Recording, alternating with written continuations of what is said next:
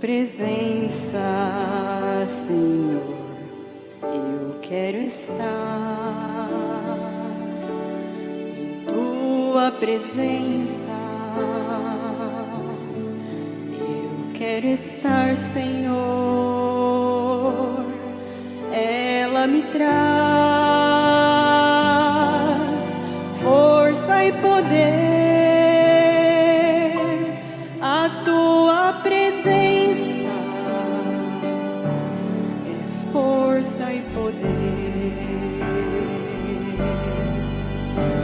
Não me lances fora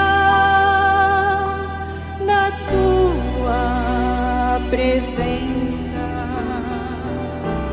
Sem ti eu nada sou, nada sou. Não me lances fora da tua presença.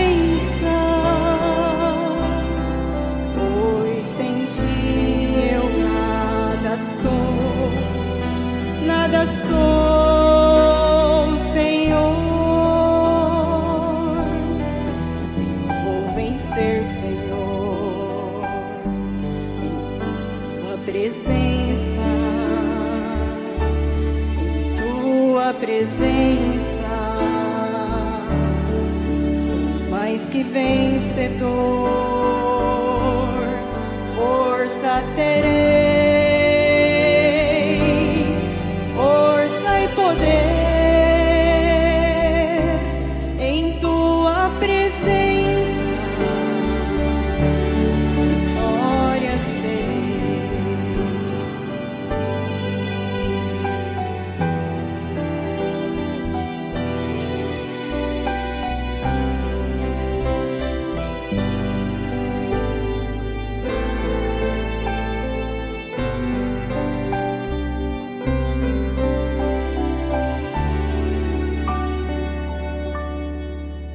Vou chegar, Senhor, eu vou chegar no céu, em tua presença. Eu vou chegar, Senhor, glória terei. Vou para o céu, em tua presença.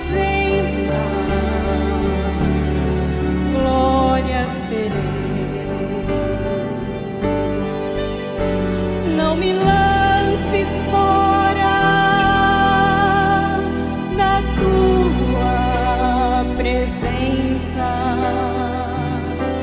Sem ti eu nada sou, nada sou. Não me lances fora da tua presença, pois sem ti eu nada sou, nada sou, Senhor. Pois sem ti eu nada sou, nada sou, Senhor.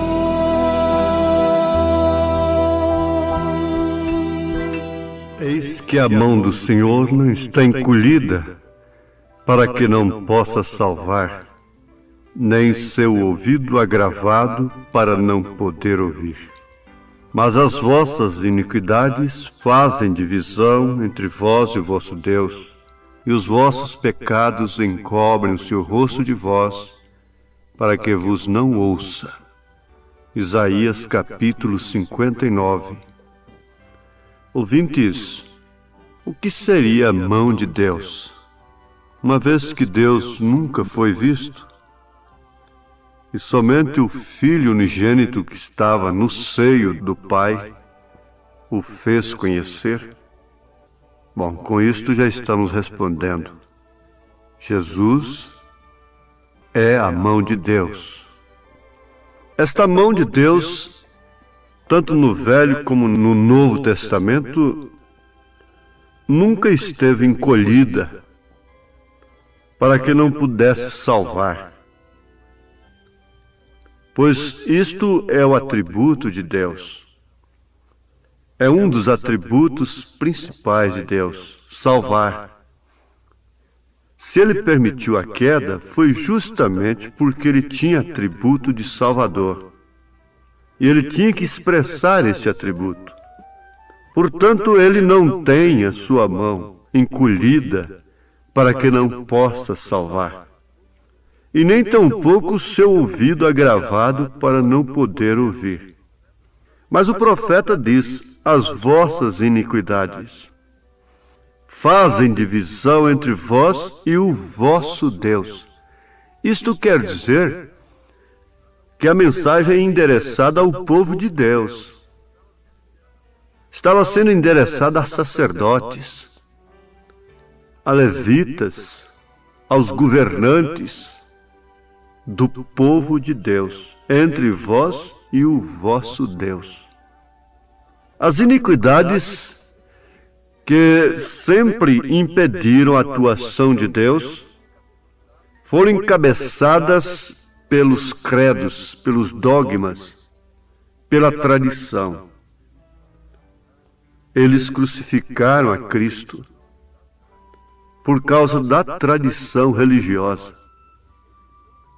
Eles não compreenderam a soberania de Deus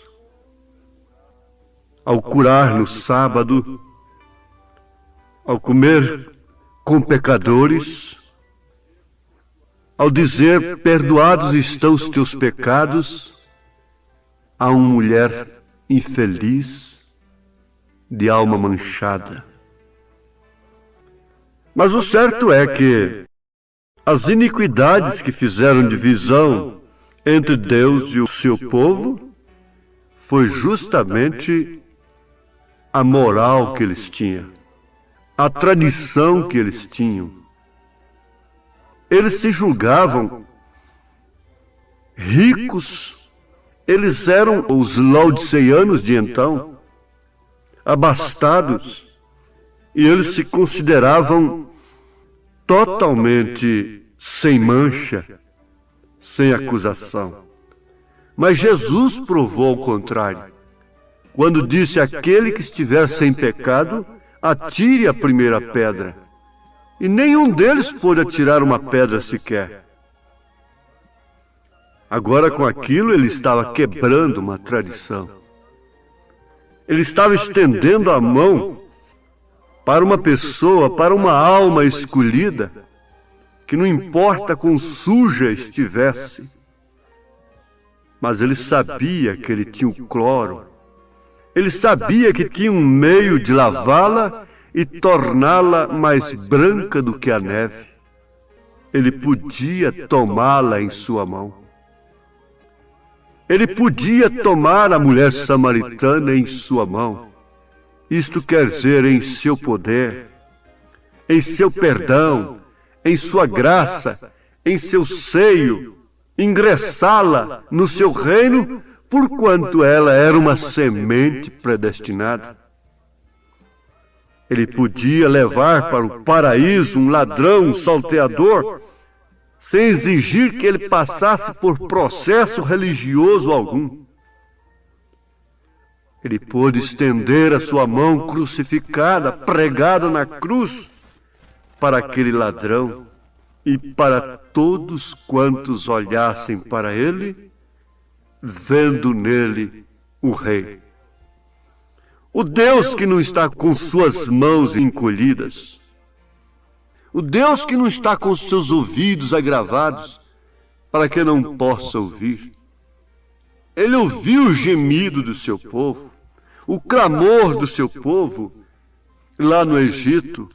Então ele enviou a sua mão, ele enviou um profeta. O profeta era a mão de Deus. E Moisés tinha uma mensagem de saída, era um êxodo. E Moisés tinha uma vara torta em sua mão, e o povo teria que sair, na verdade, sob o poder de Deus, vendo como Abraão a mão de Deus se mover em poder.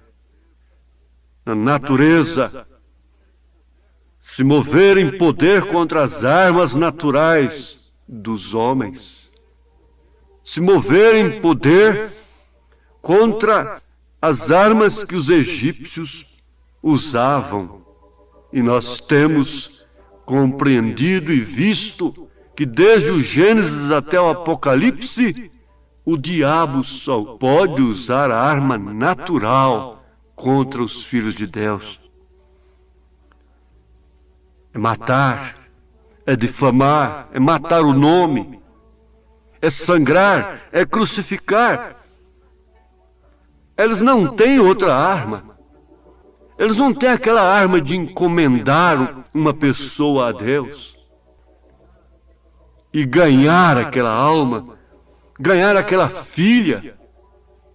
Como o profeta teve aquele poder de encomendar a alma de sua filha e ela ser salva poderosamente de um grande passo que ela estava dando para o inferno. Abraão viu a mão de Deus se mover. Viu a mão de Deus se mover quando lhe chamou para separar. Viu a mão de Deus se mover quando estava morrendo a cada dia que passava. Ele e sua mulher Sara. Ele via a mão de Deus se mover quando eles foram transformados pelo poder vivificador. Ele viu a mão de Deus se mover quando a sua mulher estava na hora de ser usada por um outro homem, pelo rei Abimeleque. A mão de Deus se moveu em favor dele. Ele deveria morrer, mas quem ia morrer era Abimeleque, porque Abraão era escolhido de Deus. Abraão era separado por Deus. Abraão não podia ter feito aquilo, mas quem ia morrer era Abimeleque. Isto era a mão de Deus, se movendo em poder. Ele viu a mão de Deus se movendo em poder quando Isaque nasceu. Ele viu a mão de Deus se mover em poder quando ele levantou o cutelo para sangrar aquele filho querido, pai das nações, filho da promessa, sobre o altar, para ser sangrado. Abraão moveu sua mão em obediência pela fé. E logo ele viu mais uma vez a mão de Deus se mover em poder, bradando do alto: não faças isto. Ele viu a mão de Deus se mover quando olhou, ali estava o substituto de Isaque. Estava o cordeiro para ser sacrificado no seu lugar. Você ainda não viu isto? Elias viu a mão de Deus.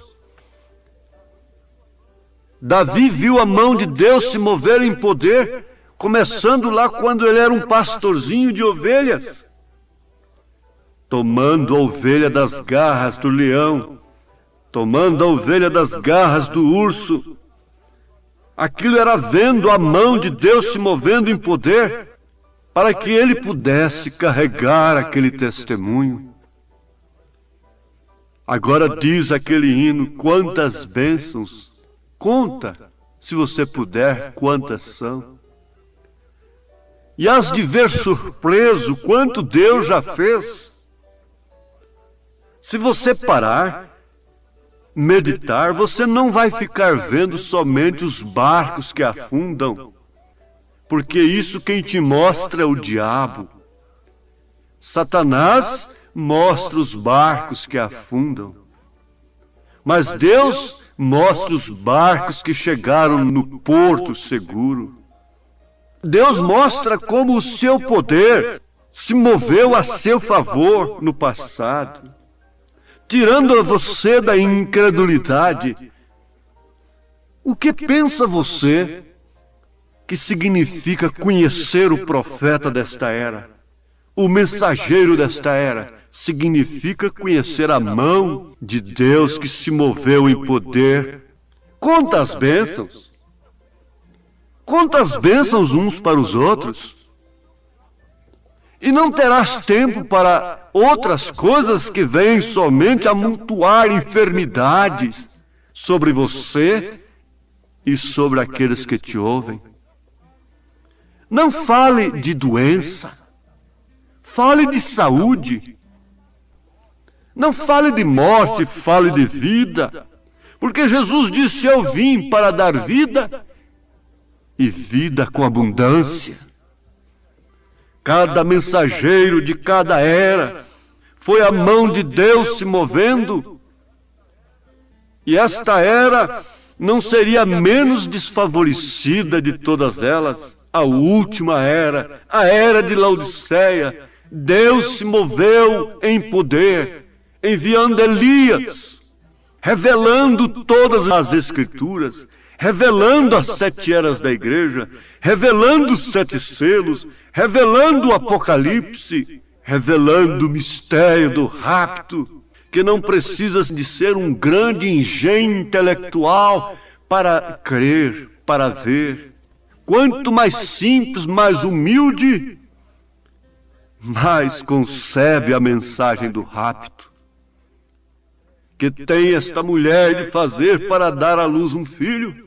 Ela tem que estudar muito, conhecer a teoria da coisa, conhecer o esquema científico, conhecer seu próprio metabolismo de uma maneira científica. Não, absolutamente não. Que tem a igreja de fazer é agravar seus ouvidos, é encher seus ouvidos de comichão, amontoando doutores para si conforme suas próprias concupiscências, e por isso não podem ser ouvidos por Deus. Esse é o pecado de virar as costas para a mensagem. O pecado na era de Lutero foi virar as costas para a mensagem de Lutero, porquanto ela trazia a justificação pela fé e não pela penitência e a indulgência. O pecado da era de Wesley e Filadélfia foi justamente este, estabelecidos em seus credos denominacionais, seus dogmas, que fazem divisão entre a igreja e Deus. Virar as costas para a mensagem de Wesley era o pecado, era a iniquidade que não deixou a mão de Deus atuar, ser estendida para salvar, mas todos os escolhidos foram salvos. Os fariseus não impediram a Jesus de salvar Maria Madalena.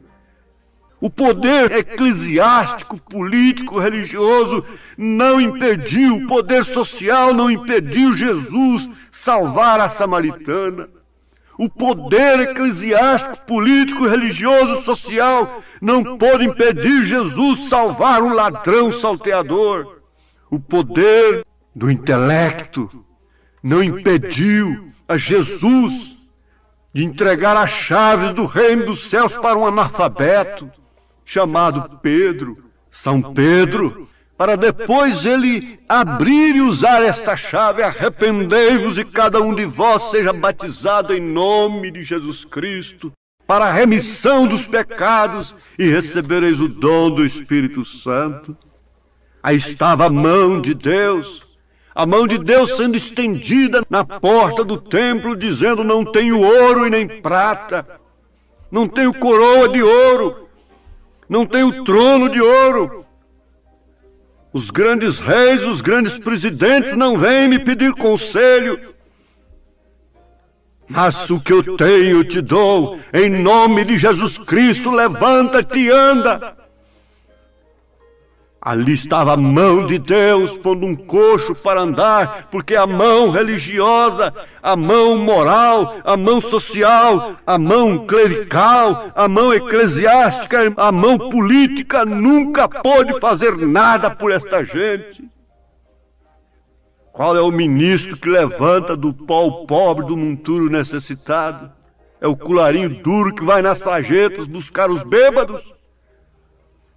É a mão de Deus, escondida e revelada em simplicidade, e nesta era o pecado da era de Laodiceia. É achar que é rica e abastada em dons carismáticos, em posição com a política, em posição com os homens, mas não sabe que é pobre, desgraçada, cega e nua, e que isto tem feito separação entre ela e Deus. Mas a vós vos é dado conhecer o reino de Deus. Mãos redentoras, mãos carinhosas, mãos que na verdade corrigem, é a mão de Deus. Mãos tão carinhosas, mãos de meu Jesus.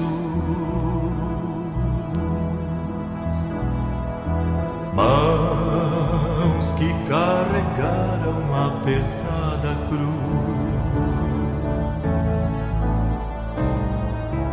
Mãos que só fizeram boas coisas.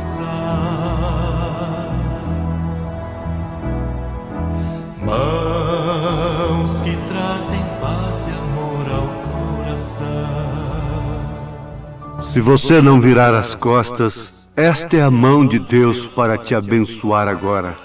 É a mensagem que você ouve, é a palavra da fé. E em nome de Jesus Cristo, receba para sua cura, sua libertação, sua bênção. Em nome de Jesus Cristo. Amém. Por vezes me sinto cansado, ferido, nem sei por que eu não caí.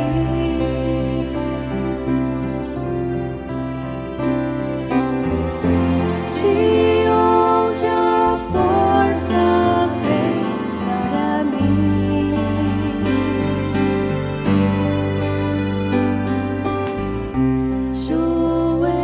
Joelhos dobrados sustentam meus braços.